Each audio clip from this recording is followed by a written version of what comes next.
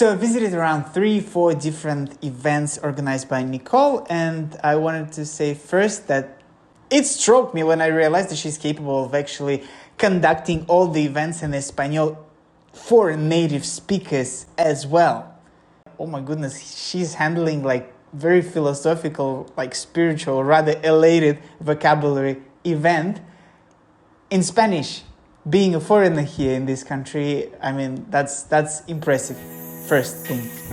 Her yin yoga, when I first visited her class, I don't know, something just clicked. I felt like, oh, wow, somehow it all organizes all the different yoga studios I tried. It somehow gathers it into one. And I do enjoy coming to her yoga classes because I do feel special. Like her classes they deep me into certain memories that I do like about my past. I like, putting myself into that sort of spiritual, like nurturing, rather hopeful environment. So another thing, we had this full moon sort of a event where we would write down a question that we want to get answer to, but then we would give that card with that question to other people around us, and they would answer without knowing whose that card is. And that was amazing experience because all of the sudden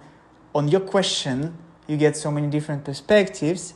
It was rather magical, I think, for me, the moment when the event finished and I was just reading those cards, like, oh wow, this is like a perspective shift, it's a sort of like interception sort of a moment when the reality bends, and you're like, oh wow, you're reading it and you're like, wow, this is magic, this is